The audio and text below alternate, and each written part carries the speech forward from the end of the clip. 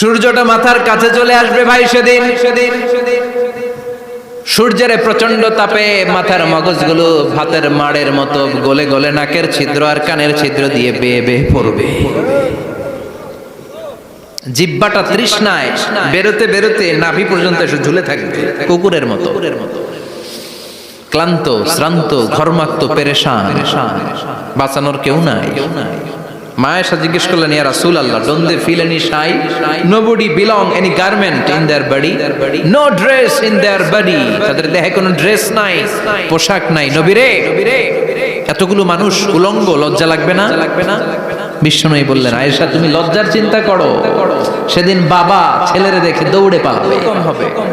এর নকশা খুব সংক্ষিপ্ত পরিসরে মাত্র 11টা আয়াতে আল্লাহ তুলে ধরেছেন।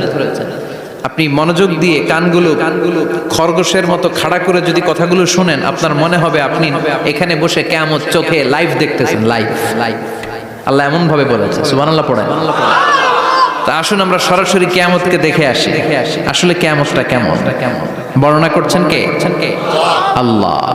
সূরার নাম হচ্ছে সূরাতুল কারিয়া। কি নাম? আওয়াজ করে উত্তর দিতে হবে। সূরার নাম আল কারিয়া। চিৎকার মেরে বলেন সূরার নাম কি?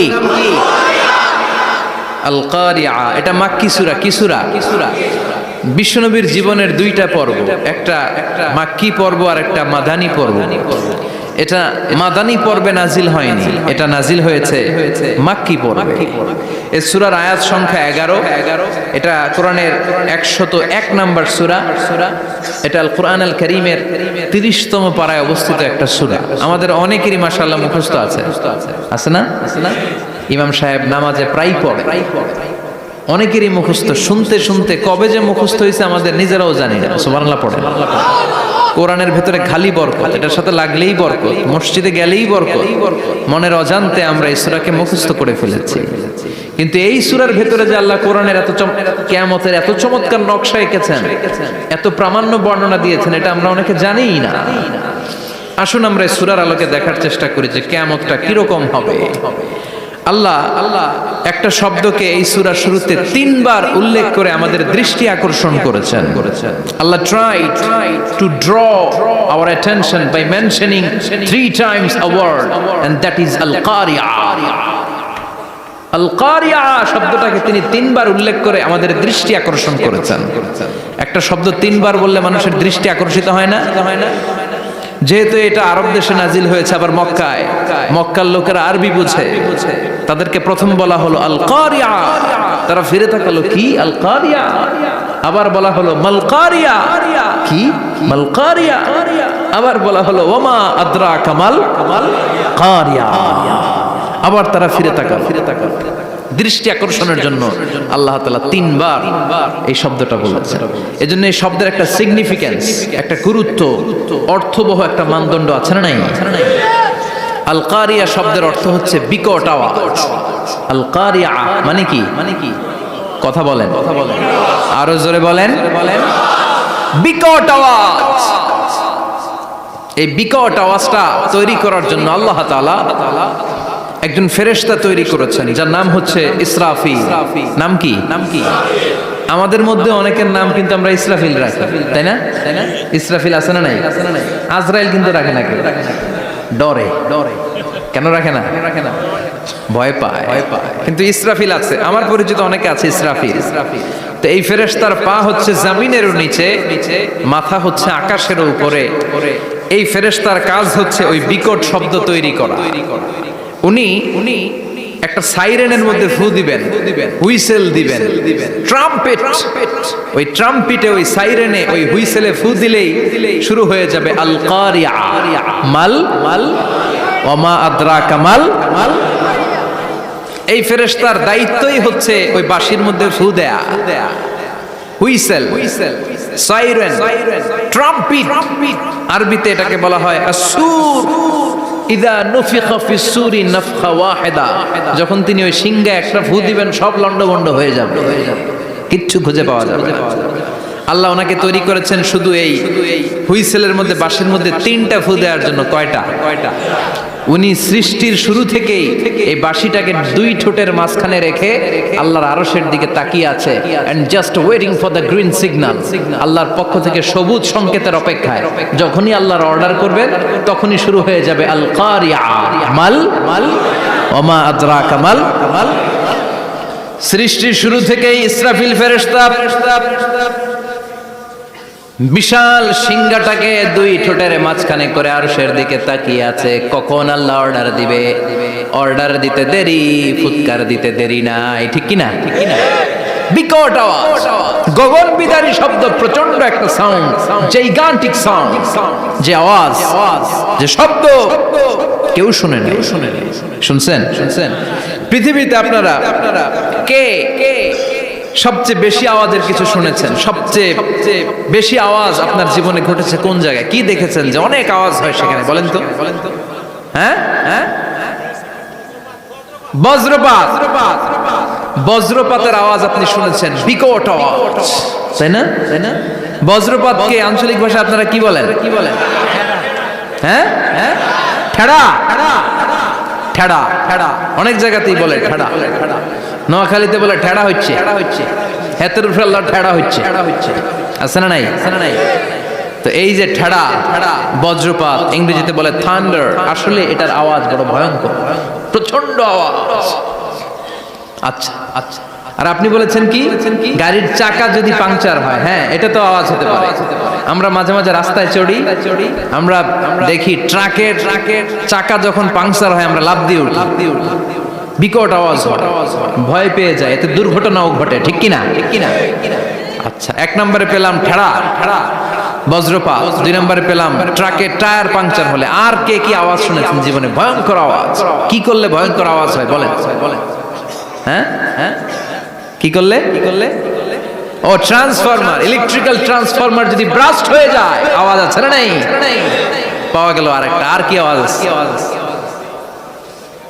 ককটেল মারলে, গ্রেনেড হামলা, বোমা মারলে, সিলিন্ডার ব্রাস্ট হইলে। আর আছে? হ্যাঁ, হাই স্কুলে দপ্তরি যখন ঘন্টার মধ্যে বেল বাজায় আওয়াজ আছে না নাই? হাতুড়ি দিয়ে লোহার মধ্যে বাড়ি মারলে আওয়াজ আছে না নাই?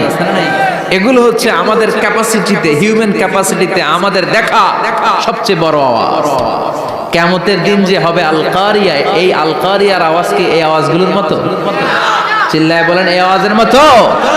এজন্য আল্লাহ বললেন আল কারিআতু মাল কারিআতু ওয়া মা আদরাকা মাল কারিয়া। সে আওয়াজটা ভয়ঙ্কর আওয়াজ। এটা বজ্রপাতের মতো না, এটা ট্রাকের টায়ার পাংচার হলে যে আওয়াজ হয় ওই আওয়াজের মতো না, গ্যাসের সিলিন্ডার ব্রাস্ট হয়ে গেলে যে আওয়াজ হয় ওই আওয়াজের মতো না, প্রাইমারি স্কুলে দপ্তরে যখন ছুটির ঘন্টা বাজায় ওই আওয়াজের মতো না। ওই আওয়াজটা এমন আওয়াজ, ওই আওয়াজ পৃথিবীর কেউ শোনে নাই। সেটার নাম হচ্ছে আল কারিয়া মাল মাল ওমা আদরাকা মাল মাল। বিকট আওয়াজ, বিকট ভয়ঙ্কর ট্রাম্পিট।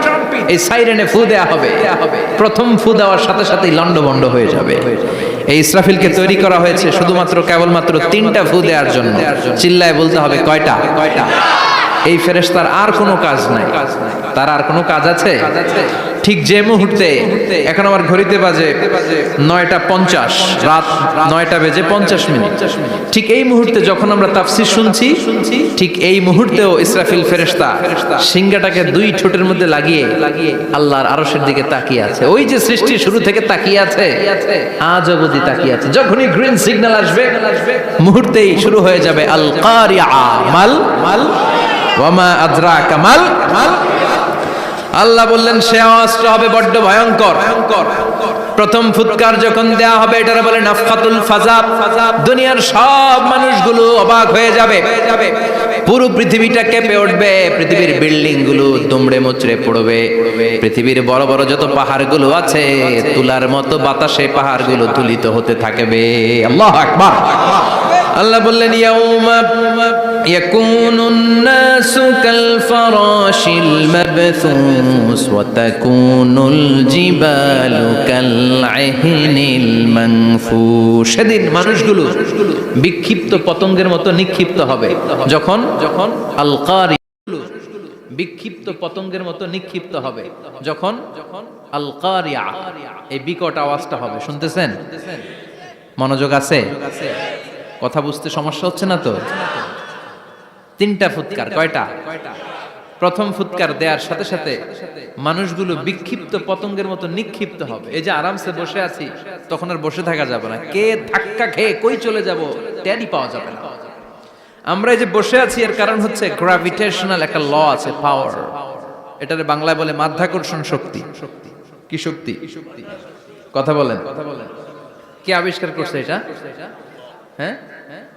কে বিজ্ঞানের নিউটন আইজাক নিউটন আবিষ্কার করেছে আপেলকে সে নিচে পড়তে দেখে গবেষণা করে পেয়েছে গ্র্যাভিটেশনাল পাওয়ার ওইটা থাকার কারণে পৃথিবীর সেন্টার সবকিছুকে নিচের দিকে টানে নিজের দিকে টানে ফলে আমরা বসে আছি কিন্তু এই মাধ্যাকর্ষণ শক্তির বাইরে যদি আমরা আকাশে উঠে যাই আর কিন্তু কোনো টানাটানি নাই আপনি শূন্যে ভেসে থাকবেন নভোচারীরা মহাশূন্যে যে ভেসে থাকে কিয়ামতের ওই ধাক্কার ভাইব্রেশন যখন শুরু হয়ে যাবে পুরো পৃথিবীটা মুহূর্তের মধ্যে কেঁপে উঠবে এমন কম্পন এমন আওয়াজ পৃথিবীবাসী আর আগে আর শোনে নাই একটা ধাক্কার চোটে মানুষগুলো ছিটকে কে যেন কই পড়ে যাবে কেউ টের পাবে না কে কই চলে গেছে হিসাব নাই সব থাকবে ওই টাইমে সব থাকবে না কেউ থাকবে টয়লেটে কেউ থাকবে ঘুমে কেউ থাকবে বাজারে আপনাদের নিমসার বাজার তো থাকবে তখন না থাকবে কই যে লন্ডভন্ড হয়ে যাবে হিসাব নাই কে যে কোথায় ছিটকে পড়বো আমরা জানি না বিক্ষিপ্ত পতঙ্গের মতো আমরা নিক্ষিপ্ত হব শীতকালে আমার দেশের ছেলেরা রাত্রেবেলা ব্যাডমিন্টন খেলে র্যাকেট খেলে না নিমসারে বোধহয় খেলে টেলে না খেলে